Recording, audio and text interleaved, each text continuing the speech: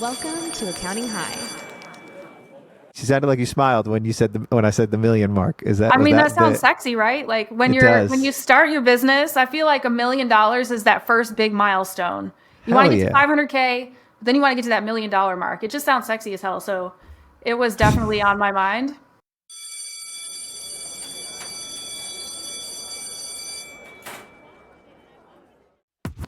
Hi, class is in session. It's time for shoperations at accounting. Hi, class is in session. It's time for shoperations at accounting. Hi, kids. Hybrid teams, for Pete's sake. I'm trying to manage through screens, but I can't figure out which Zoom window's my next meeting. Well, since 2012, my firm's been in the cloud. Join us as we go deep. I'll try not to run it to the ground. We're sharing profit and loss and managing back office. The tax staff just quit. Tried to hire on LinkedIn, no luck. And scope creep, team count, CAS, automate tax, compliance, transactions, ID, and bottlenecks. Come on, ops. Scotty, wait a minute. It's my firm, dog. I know, and I said you could run it however you want. Introducing the star of our show, Andrea MacDonald and Scotty. We're gonna have a problem here.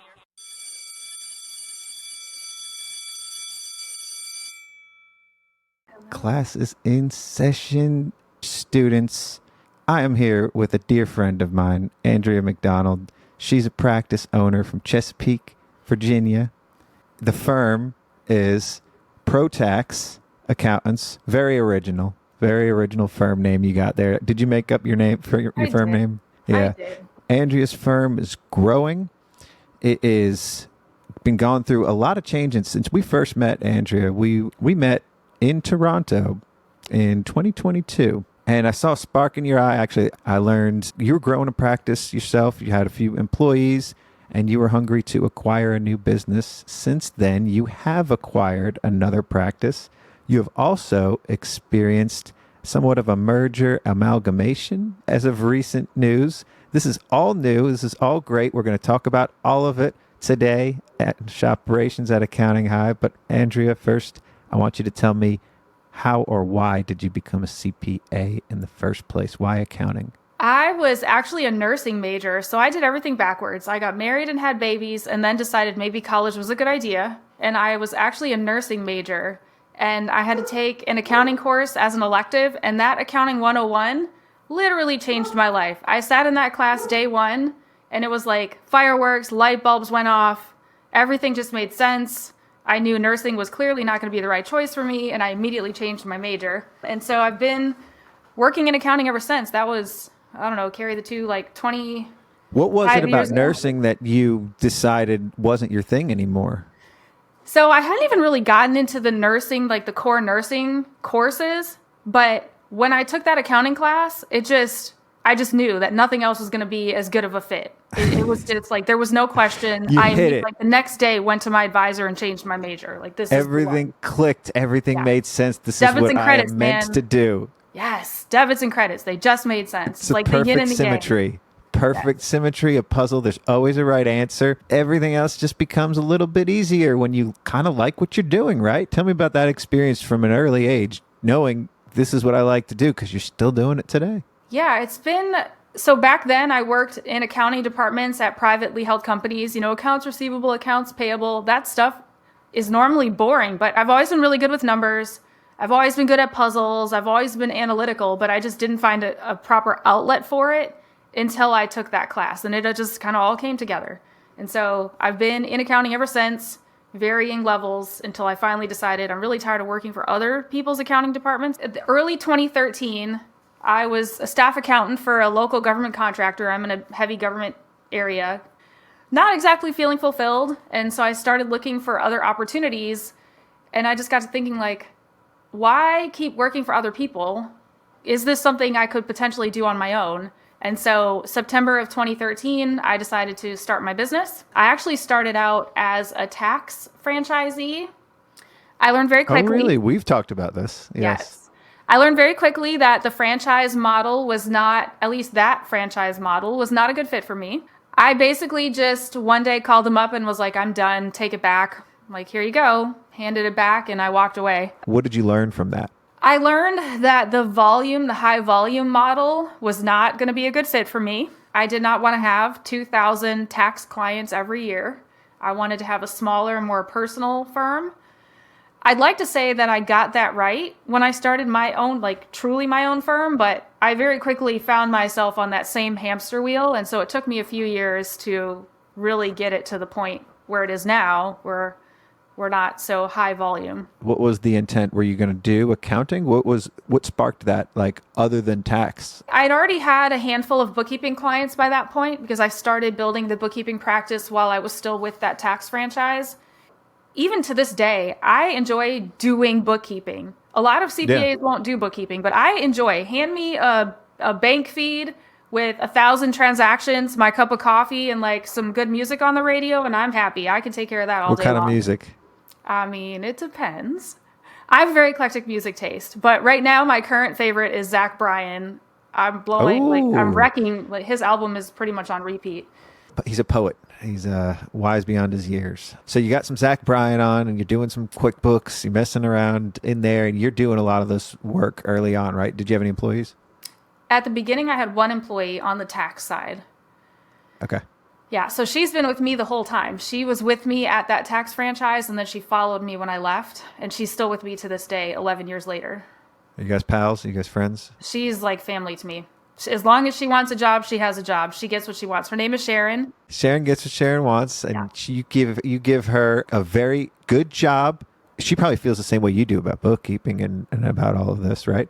She loves what she's doing. She does. And, you know, before we started this, I made a comment about how sometimes it's hard to find employees who act like owners. But Sharron she's a better ambassador for my own money than I am. Like, she's amazing. She's everything. That's how I feel about my team, too. Shout out to all the accountants out there that we have working for us. I understand you also have your son working for you, which is beautiful. We're going to talk about that, too. But kids these days, they're very flighty and they don't sit still. That's what I've noticed about the people that I've hired. They jump from job to job pretty quickly, sometimes not even making it a year. Have you experienced some of this? I have. Recently, in fact. Yeah, we'll get into that. But shout out to Sharron. She's killing it over there. You have a physical office?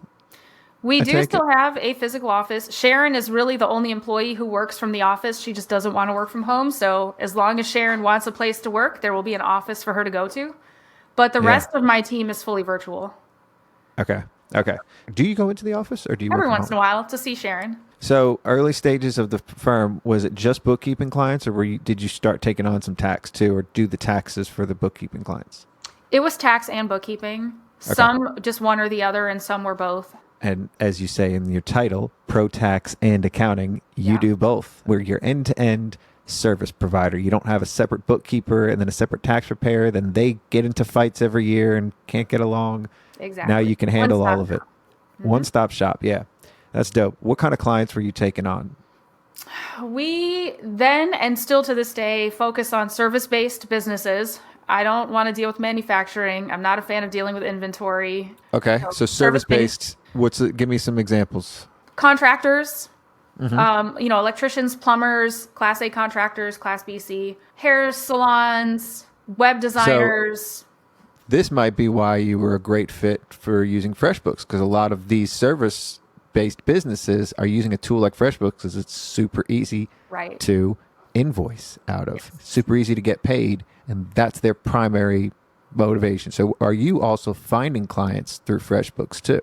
Are there some synergies there? And when did you start using a tool like that? I'm trying to think. So I was on the FreshBooks Partner Advisory Council for, I think, 3 years.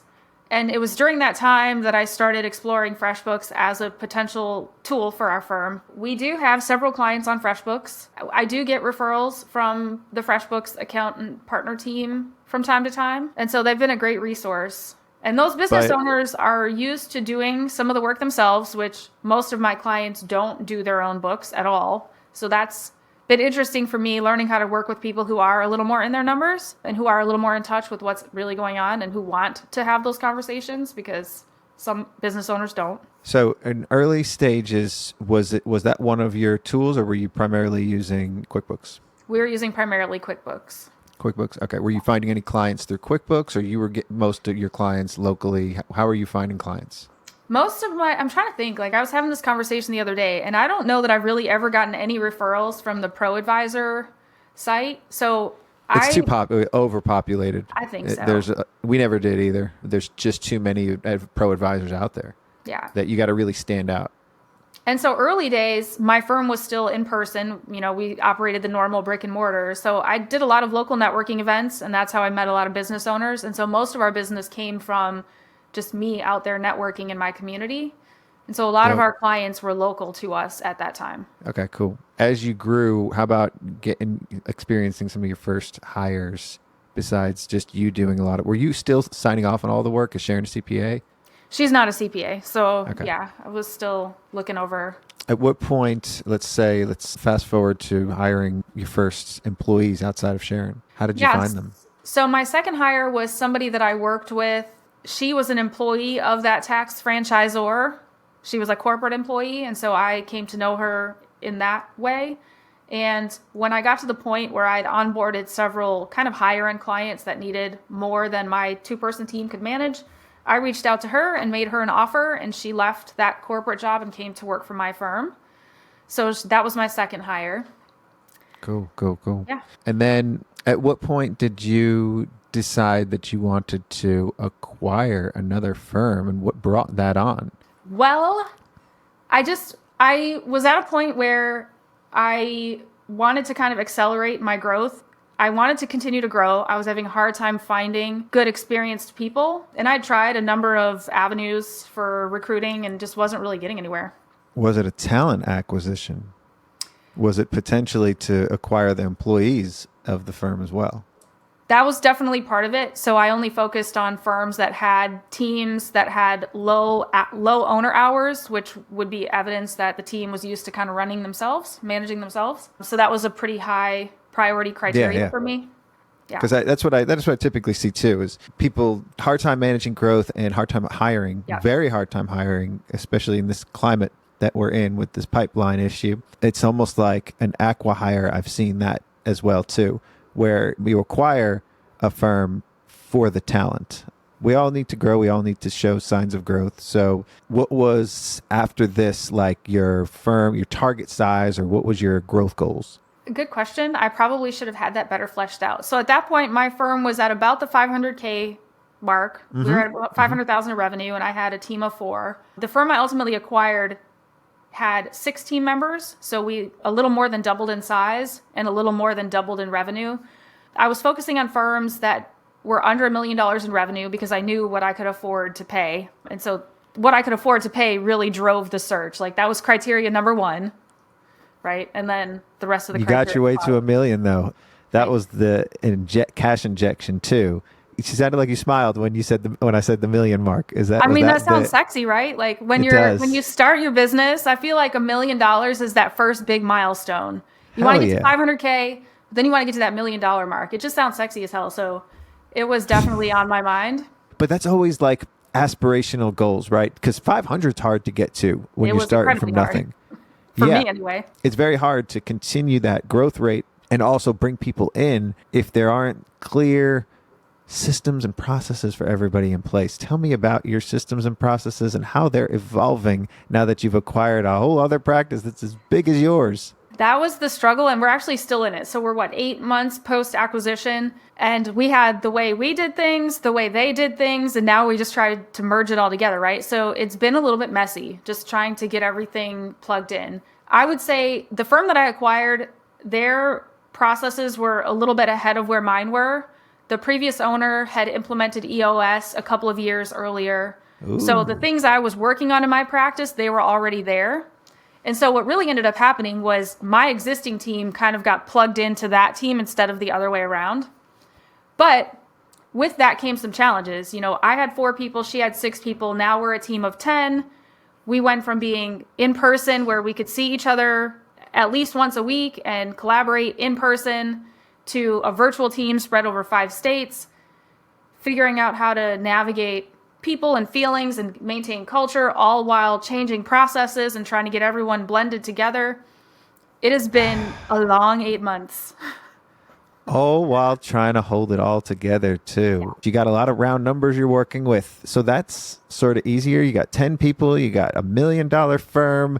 At this stage, you're the 100% owner of this new practice. Is that right? Yep. this new $1 million practice has become your burden or cross to bear, or what? Let's hear it. $1 million sounds great, but I was actually more profitable at 500K than I was at the end of 2020. How about that? I believe that, and Yeah. I've experienced those ups and downs. How are you handling the stress, Andrea? I don't typically let it get me down too much, right? Every day is a new day. Yeah. I am pretty good at compartmentalizing. You're always pretty positive. I feel incredibly lucky to be where I am because I still wake up and pinch myself every day. Like, this is really happening. This is my life. It's not always easy, that's for sure. My focus for 2024 is on just getting really efficient. I want to make sure that I've got the right people in the right seats. That $1 million sounds great, but I want that to be at a 40% margin. And so until I get there, I'm just going to be laser focused on getting efficient, making sure I have the right people, tightening up processes, just really focusing on making this business run smoothly. Did you adopt EOS for everybody, and how's that been? We have not fully adopted EOS. So the previous owner had started it. At one point, I believe she brought in an implementer and they were working through full implementation. I've actually never worked with an implementer, so I was kind of self-implementing EOS, which I don't know if you've ever tried that. It's not I had an implementer. Yeah. Yeah, I think the implementer, what that does is it really holds everybody accountable, including you. Yeah. And that's the way I felt. So I always felt like I was doing homework for them and I was doing things for them, but it was really for me. Right. That's it. And if I could let you in on a secret, EOS is the reason I've been able to get out of my practice. And Traction's a great book. You should read it. Students, it should be required reading here at Accounting High. Maybe it will one day. So you've got this practice that you've kind of fused together. Some wires might be frayed, but you're trying to keep everything plugged together. I could only imagine that takes a good 2 cycles, and that's probably 2 years. At what point did your son start working with you? Because I just started seeing him around, and how did that work out? He started working for me, I want to say it was February or March of 2020. So right before COVID hit. He ended up changing schools, and so he was back in the area. So I put him to work at the firm, and he started out with the crappiest job we had, which is the front desk. So he worked the front desk because we still had clients coming in person at that point. He answered phones, accepted tax documents, scanned, made appointments, like the worst job in a tax office, I think, and that was his job. Was that intentional? Or don't say it's the worst, because he's got to learn. Somebody's got to do it, right? Exactly. Like that was the position, that was the need I had at the time, and so that's the place we plugged him in. It's the stuff you didn't want to do. Exactly. Nobody wanted to do it. So, so sometimes it gets to roll downhill. He needs a job. How much did you pay him? $12 an hour. Ooh, Yep. all right. No now you're giving me nepotism. now what is he doing? Is he in college? Is he still working as well at the front desk, or what's the... Yeah, so when he was at the front desk, we also had him just kind of data entering into tax returns to help out. And I noticed he was just really, data entry is not that hard, but he was asking questions that were 3 or 4 steps ahead of where we had taught him about that tax return. So he was seeing what he was putting in and thinking ahead of what it affected on the tax return, and he was asking questions. And so I had my aha moment, like, this is my kid. Yes, like I could feel the excitement. And so we still had him working on some more simple 1040 tax returns. We gave him a couple of bookkeeping clients, like simple, really write-up services, right? Like after-the-fact bookkeeping. Same thing. He was asking questions. He would look at the P&L and he would ask questions that, in my opinion, were beyond what we had taught him. He was thinking through, what should it look like? He could spot errors, which I don't know if you've ever trained a newbie bookkeeper with no accounting background, but that's not easy to be able to, scroll through a P&L and be like, hey, that number doesn't look right. Oh, it was like all the things. He's your blood. He's your kid. Does he express that same love for this stuff as you did early on? He does, and he's now a bookkeeping manager at my firm. I've got 2 bookkeeping managers, and he's one of them. So he's running a little team of bookkeeping. He's got a whole roster of clients assigned to him that he's in charge of. Some of our bigger clients, in fact. And he does really well at it. Like, he's so smart and just, again, that analytical, like puzzle solving. He's just really good. Well, you've encouraged me because I'm excited about my daughter's expressing a lot of interest in accounting. So I'm not directly trying to influence her, but hey, we're influences to our kids, whether we like it or not. We know this. And so now you're showing that it could be a proven success. He did the grudge work. He did everything. Are you still paying him 12 an hour? No. No, he's graduated from that now. But you're also paying for a lot of his stuff too. I'm sure you're paying for his college and things Well, like that. he's 26 now, so he's a grown man now. He's Oh, on his own. okay. Yeah. Now let's talk about this newly. We're going to call it an amalgamation. Are we going to call it an acquisition again, or a merger? It's like it's an aqua merger. I don't know I what like the word that is for one. it. Aqua It's a merger. mergizition. I don't know. Okay, a mergizition. Somebody that our students may know. He's been on the show. He was the moderator for our EA and CPA debate. He is both an EA and a CPA. He's Jeremy Wells, CFO, CPA, EA. He's got a lot of other letters. Yeah. He's a great guy. I like him. I just saw him at QuickBooks Connect.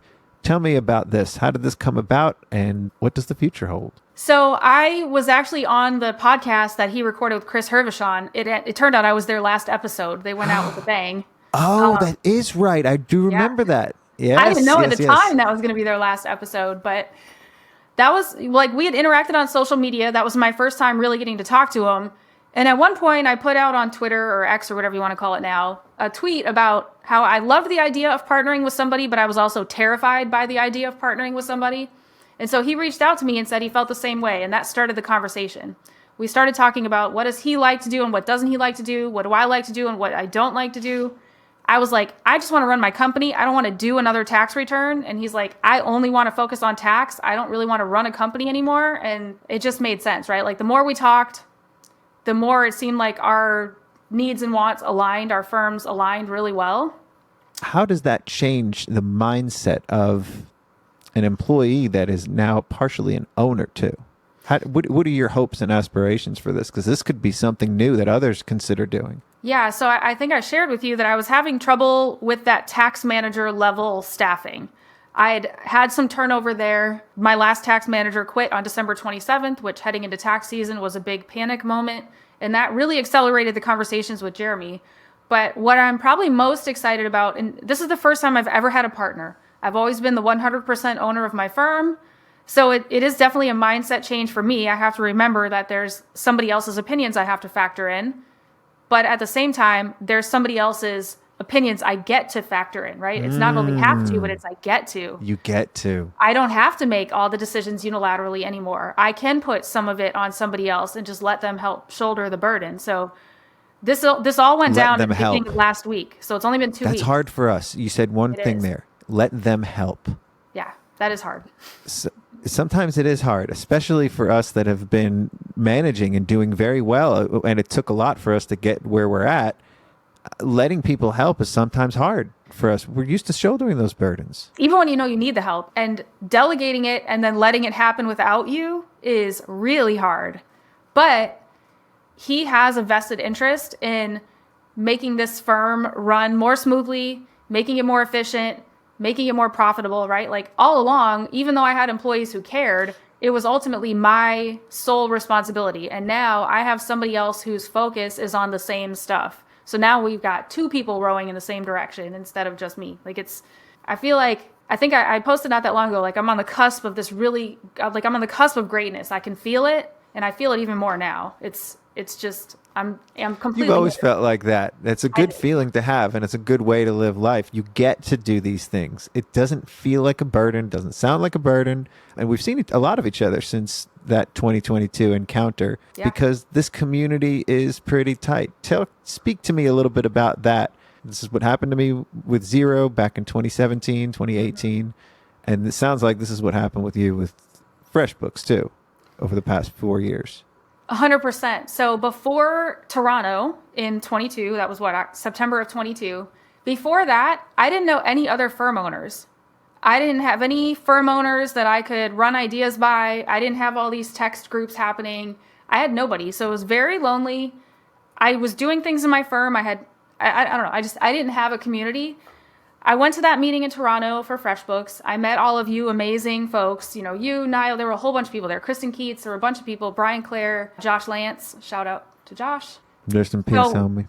I got to like get plugged into this, and y'all already all knew each other, and there was just me by myself who didn't know anybody. But I got plugged into this amazing community of accounting firm owners. The changes in my pretty business. witty though. You fit your way into our crew pretty easily. You were very outgoing and stuff. It was fun. It was a good time. And the changes in my business since September of 22, I can't even count them. It's a complete 180. So I credit a lot of where I am right now with the community, the accounting firm owning community that I've been lucky enough to find myself plugged into. Yeah. Yeah. Well, it's not luck because you put yourself out there and you made yourself available for FreshBooks to pull into their partner community. And obviously there's countless people that you can thank and have that, but just having the gratitude for that and for everybody around you is one of the reasons why, community is so important. You're bouncing ideas, big ideas, things that you're doing, and you get an immediate feedback. And the same thing with social networks. You've met a lot of these people in person, so you know them, and you have some, I say all it takes is about 3 days to be with somebody, and they're my best friend for life. Like, if you could spend 3 days with somebody, it's like you kind of feel like you know everything about it. That's the way I feel. But at the same time, now you can take that experience that you had with them in person and it bounce things off of it, and it feels like you're still in the same room with everybody in a lot of ways. Tell me some of your early experiences with that. It does kind of take it to the next level. Granted, they are pretty large text groups, but it's just a lot more personal than putting a tweet on X or posting on Facebook. And just as an example of the power of being with a group like that, when I was working through this acquisition process, my lender, everything just kind of stalled. My lender was just not getting it done. And so one day, it had been 3 or 4 months and I had made no progress on getting this loan closed. I went to one of those text groups and I said, I need a new lender. Who do y'all have? And Michael Lee connected me with who I ultimately ended up working with. And literally 45 days later, the deal closed. I still don't know that the acquisition would have ever happened without me having access to that group of people. Because literally one text, one response, 45 days later, the loan closed. So it's powerful, right? Like, yeah, amazing things happen. And I would say that I'm an introvert. I'm very shy around people I don't know. I don't go up to people I don't know and talk, even now. I'm not good at it. But y'all have been so welcoming and friendly that you make it easy. And I've somehow managed to elbow my way into this amazing group of people. And all these cool things have happened as a result of it. So if you feel isolated and on an island, you need to reach out to other accounting firm owners, because having those people in your network, just incredible things can happen for you. Yeah, yeah. It's always a good time at these conferences. What were some of your favorites conferences that you've been to in the past couple of years? So I'm really new to the conference circuit. QuickBooks Connect 22 was only the second accounting conference I'd ever been to in my whole life. And then I went to Unique CPA Bridging the Gap in July of 23. I think it was in July of 23. So that was only my third conference ever. And then QuickBooks Connect in 23. I actually got to speak at that, which was a highlight of my whole entire life. That experience was everything for me. Did you always see yourself as wanting to speak? No, but now that I have gotten a taste of it, I love it. Y'all are not going to be able to shut me up. If you give me a stage, I'm taking it. That is also a recurring theme with a lot of accountants. And that's what these applications have afforded us the opportunity. They've given us a stage, and they've created these conferences for us to gather and for us to have that connection and that community. I love the conferences, and it wasn't until I started going with ZeroCon, and they gave us the tickets to go. It encouraged us to go, and I probably wouldn't have spent the money on the tickets, but we're accountants. They figured out a way to give me some tickets, and I took a couple of my teammates there, one of the early ZeroCons, and it was amazing, unforgettable experience. So while you're going to these, did you start seeing other accountants like you speaking and think, I could do that? I did. It still amazes me that people even want to hear what I have to say. It just trips me out. Like, it's you're on cool. A podcast now. Yeah, you've been on several. So weird. Yeah. So it just kind of I think it was hearing their sessions and then having the ability to get to know some of them personally and realizing they're struggling with the same exact things I am. Yes, they're up on stage, but no, they don't have it all figured out yet. They've got a lot figured out, and a lot of them are further along on their journeys than I am. But when you get to talk to people and you get to know them on a personal level, you realize they don't have every single thing figured out. There are still changes they're making in their own businesses, even though on stage they look like they've got it all put together. And so that made me think like, okay, I don't have to be perfect and have all the answers to be able to be up there and share my experiences with people. So that's great that you were able to experience that. And it's all just spiraling upward, I guess. All of these extra connections and meeting new people, then it creates new opportunities and new connections. Everything is positive if that's the way you're looking at it. You get to do all these things. And it's, Absolutely. What's the one, like, what's some of the habits that you keep? Meditation is one of them that I have to do in order to keep positive. Sleep is another one. I got to work out. I got to do some active things. What are some physical things that you do to try to? I take the weekends. So I'm trying to get really good about taking weekends off. I think I don't know if you know, but my husband and I don't live in the same place. So we really only see each other on the weekends. And if I'm working all weekend, then the only time I get to spend with him, I spend working. So I've become really intentional about taking weekends off so that I can spend time with him, and we go out and, we go hiking, we go running, we go to breweries. That's our thing. So you create space. When I'm having a tough week, so you're not overworking yourself. Is that right? Exactly. Okay. I make myself take the going. weekends off. But I mean, you've met me. I'm generally a pretty positive person. Even on the days when I'm thinking like, this is super hard and I'm not exactly sure why I did this, I still feel very lucky to be where I am. And so I just remind myself every day that I get to wake up and actually wake up and put my 2 feet on the floor is a good day, right? Like, I'm lucky to have that. So I just focus on that. When times are really hard. So that's the mantra. Yeah. I just put my 2 feet on the floor. I stood up out of my bed this morning. Not everyone can do that. Feel pretty lucky. I get to work with my kid. My younger son just got engaged and he's got amazing things going. Like, there's just a lot of really good things happening in my life. And so I just focus on all that. Gratitude. Yep. And appreciation for everything.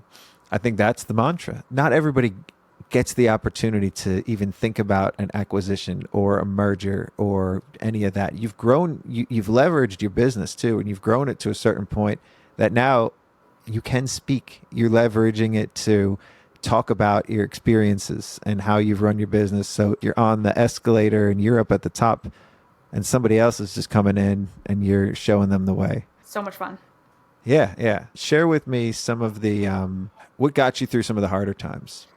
Running the practice, you just had somebody leave. They were only working for you for 6 months. How do you get through something like that? I will tell you, that was a difficult phone call. I got that phone call on a Friday afternoon, right before New Year's Day, right before tax season. It was my tax manager. So that was... It rains, it pours. It does. For about 20 minutes, I just kind of sat there, a little bit shell-shocked, and then immediately jumped into action. I emailed Jeremy, like, hey, we need to talk sooner now than later. Let's talk about what this might look like. I reached out to a couple of people that I had interviewed a few months before for that position. So I gave myself about 20 minutes to really kind of have like a poor, pitiful me, right? Like my little pity party, and then jumped into action. And it was a Friday afternoon right before New Year's Day. So not a lot of action could happen, but everything I could do, I did. I reached out to those people. I reached out to Jeremy. I set wheels in motion. And then I just had to kind of sit back and wait for the holiday weekend to pass. You're a problem solver, and you probably couldn't sit with those problems for too long. You had to find a plan B or a solution. Yeah. I think one thing you get really good at when you're a business owner is pivoting, right? Like, you have to be really good at rolling with the punches and then pivoting. You don't have the luxury of just sitting back and waiting to see what happens. And so that was a good moment for me, because when that tax manager put in her notice, even then, which felt like the worst thing that could possibly happen in that moment, even then, I was like, you know what? But I'd still rather be doing this than working a W-2 job for somebody else. So it was kind of a validation for me that I'm doing what I'm supposed to be doing. Yeah, so cool. Yeah. Well, and it keeps everything exciting, and it makes you appreciate the slow times too. Would you say you're better at wartime or peacetime? Well, I don't know that I really ever had peacetime yet. I would love to experience it soon, hopefully. I would normally not say that I'm very good in a crisis, but when it comes to like business crises, pretty good at those. I'm pretty good at taking action, but I would really love to experience just some nice, slow consistency so that I can really have something to compare, and then I'll get back to you. Okay. So you need some consistency. Well, you need those weekends. That weekends at least is your separation, so to speak, especially if you're working from home. So tell our listeners and our students what's next. What's next up in the pipeline for Andrea? Do you have any other big moves you're going to make, or is this the biggest one? I think there's been a lot, right? The acquisition in May, and then this hybrid merger that just went down at the beginning of last week, like last week Monday. So I think we're gonna get through tax season, and once tax season is over, Jeremy and I are gonna sit down and have some, after action review and really do some good planning. Like I've got ideas of where I want this company to go, and the acquisition was just crazy. There was so much going on that I haven't really had time to work on the business. I've just been in like triage mode. So I'm looking forward to getting past tax season when he and I can sit down and really plan for what this firm needs to look like, what we can accomplish with the team we have, figure out where we're headed. I mean, I've got big goals and I've got a vision, and I'm pretty confident I know how to get there. But now it's fine-tuning all those inside details that make that vision happen, that need to happen. You're the visionary. Before I worry about acquiring or merging with anybody else, like I need to get that fine-tuning done. Good. I like to hear that too. Yeah. A little bit of slowing down after all the big changes and getting the foundation rebuilt too. Because, you got two structures while at the same time bringing in a third auxiliary into the mix. Give us one last piece of parting wisdom from Andrea, the $1 million firm owner. 11 people now, right? Or did Jeremy have any employees too? Or is it 11 total? It was just him. Yeah. 11 employees. Give us some parting wisdom. Just keep swimming. When things aren't feeling so hot, just take a step back and try to focus on the things that you have accomplished, the things that are going well, the things you are doing right, and then tackle the rest of it the next day. Just give yourself some grace. Allow yourself to experience some gratitude, because that feeling can really carry you through some of the garbage some of the dumpster fire that it feels like being a business owner is sometimes. Yeah, that's the mantra too, is to keep that gratitude, give yourself some grace, be patient with yourself. We didn't even talk about like the client work. At what point are you going to try to get out of all of the client work? I am out of a lot of it. There are still a handful of clients that are on my plate, and I have another bookkeeper starting next week that the rest of those clients are going to get handed off to. I'll still have one or two that I personally work with for a variety of reasons. They're just amazing and I love them and I want to. But the rest of the client-facing work is going to be managed by the managers. I've got tax manager and bookkeeping managers. So I'm almost there. It's been a goal of mine and it's almost there. I have really good managers, which I feel incredibly lucky for. And so now it's me learning how to just let them do what they do best, right? I think you said it once. You just have to get out of your team's way. If you can figure that out, great things can happen. And they are all ready for me to get out of their way. So right now I'm the bot. Like it's me. Hi, I'm the problem. It's me. So you can, and it's so hard to get out of the way, even when you know you need to, because it's giving up and it's trusting them and it's letting them help and stepping out and realizing they don't need you. And so it's not just going to be with the client work, but it's going to be every other thing that you try to phase yourself out of. Because right now, you're the mother bear. Everybody needs you. And that's the way you're thinking about it too. It doesn't run without you, but you're going to have to start giving some of that up. And realizing that, yes, I birthed all of this. Yes, I did all of this. But now it's time to let the kids go off and get married in more ways than one. You've learned this in your personal life, and now you're learning it in your business too. So you can apply a lot of that knowledge. Dope. I'm ready-ish. Yeah, you're ready. Yeah, you're ready-ish to get out of the way. But you've already, that's the hardest part, is realizing it and knowing. It gets easier in time, as we said earlier in the episode, but you got to get out of your own way first before you can even get out of their way. So you got to see where you're getting in your own way, and that's fun. Yep. That'll be a fun journey. Well, dope. Appreciate you, Andrea. Yeah, and, thanks for having me. Class dismissed. Okay.